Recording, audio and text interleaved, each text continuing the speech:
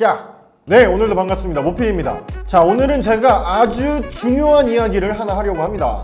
오늘 영상을 끝까지 정독하신 분은 당장은 아니더라도 분명히 언젠간 금전적으로 도움이 될 것입니다. 사실 이 내용을 아주 오래전부터 올려볼까 말까 했던 내용인데요. 업자들은 절대 알려주지 않는 꿀팁입니다.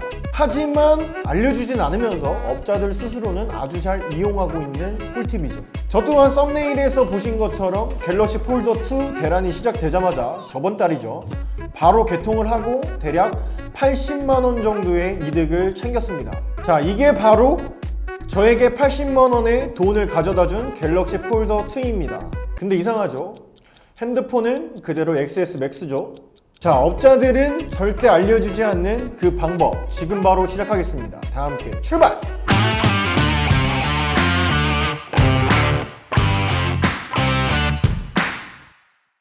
자, 지금부터 설명을 최대한 이해하시기 쉽게 해드릴 건데요. 어려운 내용이더라도 그 과정들을 이해를 하고 계신다면 언젠가는 한 번쯤 써먹을 타이밍이 오실 겁니다. 저는 참고로 18개월마다 이 방법으로 평균 30만원 정도의 이득을 봤었는데 이번 갤럭시 폴드2를 개통하고 80만원 정도의 이득을 봤습니다. 먼저 제가 갤럭시 폴드2를 구매한 가격을 말씀드리겠습니다. KT 기변으로 개통을 했고요. 출고가 189만 2천원에서 공시지원금 70만원 할인을 받고 저번 달에는 이번 4월달보다는 정책이 좋았기 때문에 추가로 50만원 정도 더 기기값에서 할인을 넣을 수 있었습니다. 자, 그럼 최종적으로 할부원금은 69만 2천원에 갤럭시 폴드2를 개통을 한 거죠. 그게 바로 이 핸드폰입니다. 개통한 갤럭시 폴드2는 어디로 갔을까요? 네, 바로 미개봉 중고로 160만원에 판매를 바로 했습니다. 이 돈으로 남아있던 69만 2천원을 바로 완납 처리를 하면 90만 8천원의 차익이 발생이 됩니다. 자, 제가 아까 50만원의 추가 할인을 또 받았다고 했죠. 이 조건이 9만원짜리 요금제 6개월 유지에 부가 서비스 2달 유지였기 때문에 제가 원래 쓰던 요금제보다 만원 정도 더 비싼 요금제입니다. 그 요금제를 6개월 유지를 해줘야 하고 부가 서비스를 2달 동안 써야 하기 때문에 대략 10만원 정도의 추가 손해금액이 발생을 합니다. 그렇기 때문에 90만원에서 총 80만원 정도의 차익이 발생되었다고 말씀을 드리는 겁니다. 네, 핸드폰은 원래 제가 쓰던 이 아이폰 XS 맥스를 계속 쓰고 있습니다. 비록 이 안에 들어있는 유심, 이 회선은 갤럭시 폴더2로 개통이 되었고 그 개통된 요금제로 지금 쓰고 있지만 원래대로라면 이 유심을 여기 꽂는 게 아니라 갤럭시 폴더2에 껴서 써야 되겠죠. 하지만 그게 아니라 갤럭시 폴더2를 미개봉 중고로 판매를 해버린 겁니다. 자, 여기까지는 이해가 되셨나요? 이게 바로 유심 기변이라는 것과 대란이 떴을 때의 가격과 중고가의 차익이 컸을 때 이 타이밍을 이용해서 이런 식으로 차익을 발생시킨 겁니다. 자, 여기까지 완벽히 이해를 하셨다면 이 방법을 하실 때에 여러 가지 꼭 지켜야 할 조건들이 있습니다. 먼저 첫 번째, 약정기간이 위약금이 나오지 않는 기간이어야 합니다. 뭐 24개월 약정이 다 끝났거나 위약금이 있다고 하더라도 위약금 유예가 가능한 기간이어야 합니다. 예를 들어 공시로 개통을 하면 18개월을 쓰고 같은 통신사에서 기변을 할 경우 위약금 유예가 되기 때문에 제가 아까 18개월마다 이렇게 수익을 발생시키고 있다고 말씀을 드린 겁니다. 뭐 물론 위약금이 나와도 상관은 없지만 그만큼 최종적으로 봤을 때의 이득이 줄어든다고 생각하시면 됩니다. 자, 두 번째, 개통하는 회선이 원래 사용하던 회선이어야 하고 원래 어느 정도 높은 요금제를 쓰는 사람이어야 합니다. 이 내용도 첫 번째 조건과 일맥상통한데요. 공시지원금을 제외한 추가 지원금을 매장에서 받을 때 저는 아까 50만원을 받았다고 얘기를 했죠. 높은 요금제를 써야 최대한 많은 할인을 받을 수 있습니다. 그리고 그 요금제도 6개월을 유지를 해야 그 매장에 피해가 없고 내가 만약에 낮은 요금제를 원래 쓰는데 6개월 동안 높은 요금제를 쓴다면 그 차익만큼 6개월 동안의 그 차익만큼 최종적인 이득 보는 금액이 줄어들겠죠. 그렇기 때문에 말씀을 드린 겁니다. 자, 다음은 세 번째입니다. 약정을 새로 걸었는데 그 폰을 팔아버렸다면 기존에 원래 자신이 쓰던 핸드폰을 새로 걸린 약정 기간 동안 쓸 자신이 있어야 합니다. 예를 들어 저 같은 경우에는 이 XS 맥스를 앞으로 2년 동안 쓸 자신이 있기 때문에 한 것이다 라고 이해를 하시면 됩니다. 이미 오랫동안 핸드폰을 썼고 다시 약정을 걸었는데 새 폰을 팔아버렸다면 그리고 기존 폰을 얼마 못 쓰고 또 폰을 개통하게 된다면 팔아버린 개통 정보에 대한 그 위약금이 나오게 되겠죠. 기존 폰을 2년은 더 쓸 수 있다는 마인드로 항상 실행을 해야 합니다. 근데 사실상 이미 2년 가까이 쓴 핸드폰을 2년 더 쓰기는 힘들 수 있습니다. 부득이하게 바꾸게 될 경우가 반드시 발생하겠죠. 저도 그랬었고요. 그럴 경우에는 저를 예를 들면 저는 중고폰으로 구매를 합니다. 또는 새 폰을 원할 때는 자급제로 구매를 하면 됩니다. 중요한 건 약정이 깨지면 안 된다는 겁니다. 그래서 저 같은 경우에는 핸드폰 판매를 하고 있음에도 불구하고 새 폰을 써본 적이 없습니다. 이 아이폰 XS 맥스도 중고나라에서 중고로 구입을 한 기기입니다.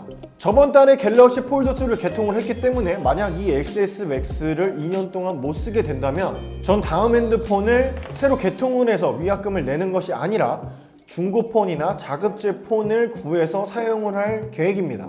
자, 마지막 가장 중요한 네 번째 조건입니다. 이 부분을 가장 집중해야 합니다. 개통을 하고 나서 새 폰을 팔아버리고 원래 쓰던 기기로 바로 유심기변을 하는 행위는 개통할 때 저처럼 진짜 추가 지원금을 많이 해준 판매처를 매우 불안하게 하는 행위라는 것을 스스로 인지하시고 하셔야 됩니다. 그 이유는 단 한 가지입니다. 제가 아까 갤럭시 폴드2를 개통하면서 50만원을 추가 지원을 넣었다고 말씀을 드렸었습니다. 그 조건이 9만원짜리 요금제 6개월 유지 그리고 부가 서비스 유지였는데 이걸 유지를 안 하고 해지를 해버린다면 판매처 입장에서는 50만원 할인은 이미 해줬는데 그 금액에 대한 유지를 못했기 때문에 환수가 뜨게 됩니다. 그렇기 때문에 판매처는 손해가 발생하게 됩니다. 자, 이 가장 중요한 네 번째 이유 때문에 이 방법을 업자들이 절대 알려주지 않는 것이고 업자들만 스스로 활용하고 있는 겁니다.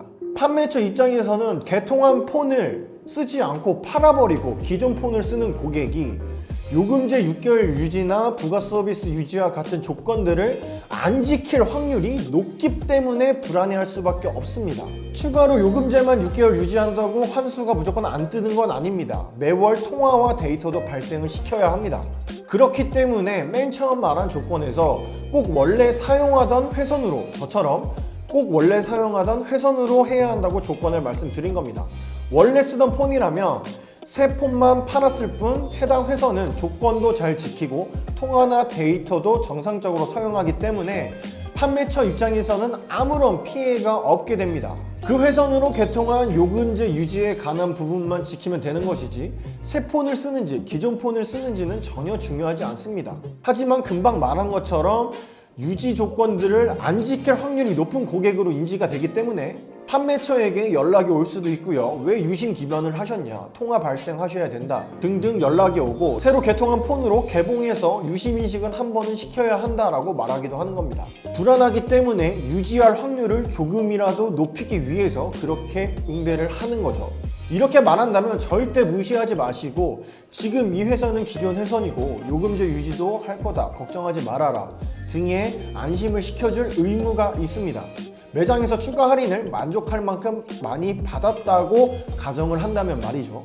뭐 판매하는 곳이 단골집이라던가 친한 곳이라면 차라리 기기를 팔았다라고 오픈을 해서 말해주고 이 회선은 원래 내 회선이다. 그렇기 때문에 요금제는 유지할 거다. 걱정 안 하셔도 된다. 라고 쿨하게 오픈해서 말하는 게 오히려 더욱더 판매처 입장에서는 안심이 될 수 있습니다. 저도 마찬가지로 친한 구독자 몇 분은 저한테 미리 말하고 이 갤럭시 폴드2를 저와 똑같이 하신 분들도 있습니다. 자, 이제 이 정도면 어느 정도 이해는 되셨을 거라고 생각을 하겠습니다. 자, 마지막으로 주의사항을 말씀드리겠습니다. 위 내용들은 꼭 제가 말씀드린 조건 하에서만 해야 아무 탈이 없습니다. 신규로 회선을 만들어서 하거나 특히 제가 지금까지 말한 위 내용들을 이용해서 사기를 치는 가계통 사기, 폰테크 사기가 매우 많고 피해 사례 또한 매우 많습니다. 위 내용과 조건들을 잘 이해하고 본인 판단하에 본인이 직접 해야 합니다.